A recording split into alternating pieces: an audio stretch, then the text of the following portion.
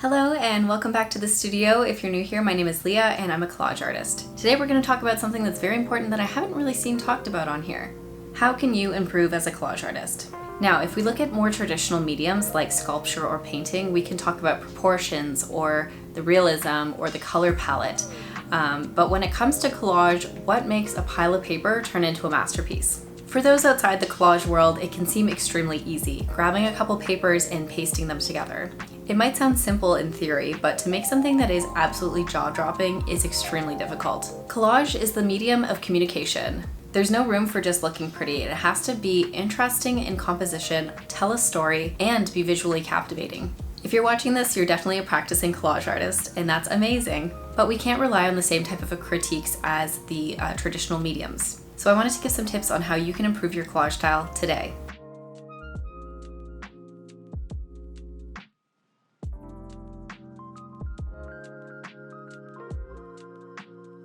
The first thing you need to do to become a better collage artist is having a unique style. No two collage artists are the same, and you want to be recognizable when it comes to your work.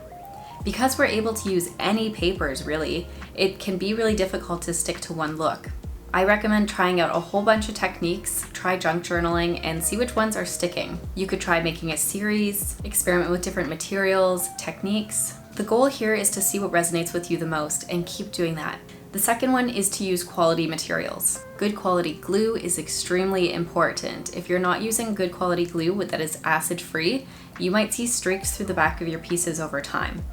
When I first started, I was using just craft glue, and I realized after a while that the papers were basically yellowing and you could see where I had put the glue through the back of the paper. This is really upsetting because it means that your piece is not going to last a lifetime, right? The UHU sticks I find to be the best ones. They are acid-free, and any professional artist is probably using this. Next, you have to think about your backing material. What are you sticking it to? When I use wood, for example, I'm making sure to seal that so that it's going to last a long time and not get warped. When I use paper, I make sure to pick a very high quality paper. When I first started and I was just doing it for fun, I was using printer paper, and those ones are very sad looking right now. They're very crumpled and the paper can't hold the pieces, right? So you want something that's like thick. I highly recommend like cardstock, but a multimedia paper might work as well. Also make sure that the materials you use are durable.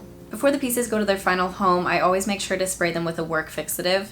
This is a UV protection spray. I've been using this one and I really like it, so highly recommend that one. And remember that everyone's practice is different, so if there's something I missed, make sure to critically think about your practice and how you could improve the quality. The next tip is about mixing mediums and trying different things. As a collage artist, I'm extremely traditional. I only use print magazines essentially for my artwork. I don't really stray away from that.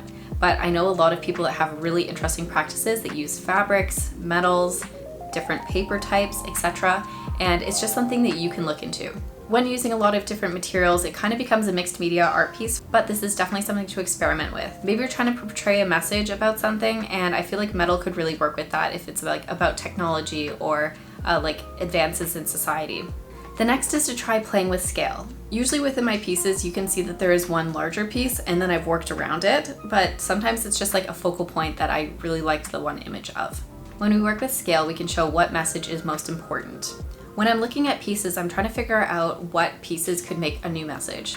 Or maybe it's just something that's quirky. I'll use this piece here because it's right here. Now, this is a pretty simple piece. There's only 2 photos in this. But by adding the moon next to people that are looking extremely lovingly with the frame, it's almost showing that their house is the whole world, or they are each other's full worlds. If there was a different photo in the background, it would be a completely different meaning, and that's something that's really interesting. That was the 4th tip, but I'm gonna give a 4B tip, I guess, is juxtaposition in general. What are you trying to say, and how can you say it better by using different images? The stronger the contrast, the more likely your audience is gonna understand your message. Instead of just gluing right away, sometimes I like to look a couple times for something better, and I look through as much content as possible. Just make sure that you're picking your best option for each piece. The next tip is mastering your cutting skills. There are so many things that you can use to cut the papers, and they're not always the best option for each one. People that are primarily scalpel, for example, often have edges that you can see are white, where it should have been cut with scissors, for example. Similarly, people with scissors often try to punch holes in the middle, and you can tell that it's not like a perfect shape and that it kind of got cut or something. So it's important to be really good at different tools. There's so many tools you can use, so try to experiment with all of them if you can. What I've been doing for years is watching TV and cutting pieces out at the same time. It's a great way to practice, and I've realized when I do collage clubs with friends who don't cut paper very often that I'm able to go almost 3 times faster than a normal person with cutting papers. It's a weird flex, but it definitely shows that if you practice, you're gonna get better at these things. The next tip is choosing your colors wisely. Now, we've all done the elementary school color wheel, and it's important to keep it in mind when creating pieces. You're gonna wanna choose colors that are complementary. This means across from each other on the color wheel. For example, like blue and orange, I think are a lovely pairing. And especially when you're using black and white images and you use 2 complementary colors, it can create something that's very strong as a piece. I'm not really sure how to teach how to have an eye for color, but it's something that you need to be able to develop over time. When you see 2 colors together, do they look good? Yes or no? And then just keep thinking about that on your day-to-day. Look at other people's compositions in any art form and ask why the piece works so well. Maybe it's the colors, maybe they're all together unified, or maybe they're so contrasting that they're interesting. Colors are the base for the mood of the piece too, so if you're trying to provoke something, look into that. This is a personal opinion, but I do not believe in color psychology. I believe in what moods can be created with those pieces. This also leads back to tip 1, which is creating a distinctive style. A lot of people stick to colors, and that's how they create a style that's their own. You also could have a texture that really speaks to you, and then you're using that throughout your pieces. Just think about those things when you're creating your own style. The next tip is, what is your voice within collage? As I've said previously in this video, collage is the communication medium. What are you trying to communicate? A lot of my pieces, for example, are feminist, and that's why I've chosen these old lifestyle magazines for my medium. They're super easy to use, and they definitely portray those exact meanings that I'm looking for. If you're trying to do something more political, for example, maybe you're using more Life magazines. It just depends, and you're going to be looking for material that reflects those values that you're trying to show. My next tip is using the buddy system. Now, I know a lot of us don't know a collage artist in person, and it's the reason why I really started this channel. I wanted to create a collage community because it's something that I wasn't able to find in real life. And it's something that I hope that I can help you guys find. It's important to find someone who can critique your work in a way that works for you. Now, I know we're not all open to criticism, that's okay, but constructive criticism can go a long way when it comes to something like this. I think if I had had someone to bounce my work off of and really get some criticism, I think I would have improved as an artist a lot faster.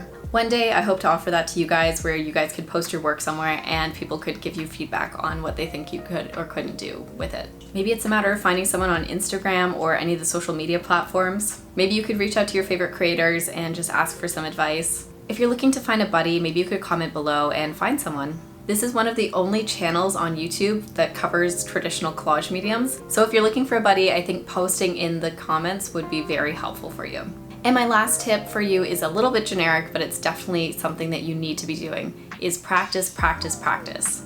Even if you're sitting on the couch, as I said, and watching a movie and just cutting out papers, it's important to get really, really good at these skills. Maybe it's getting a junk journal and making a piece every single day and seeing how you do over a 30-day period.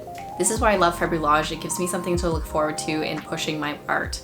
When you're making something every day, it's just like a completely different experience. I do not recommend doing that every single day because you will definitely burn out, but it's something that's really good to improve my work. If you've been following me for a while, you've definitely seen my previous videos where I do weekly challenges where I'll just see how many pieces I can make in a week or pick a theme, for example.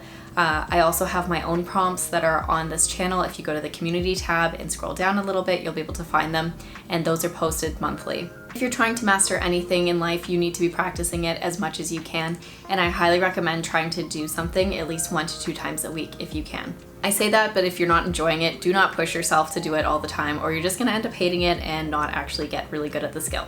I find I create a lot more in the winter, for example, just because I'm all snuggled inside, but if it's summer, I tend to create a lot less, and that's why you're getting a little bit more talking heads video during the summer. Anyways, that's all I have for you today. Now it's your turn to take over and try to do your best at improving your collage. I hope you enjoyed this video, and I'll see you soon.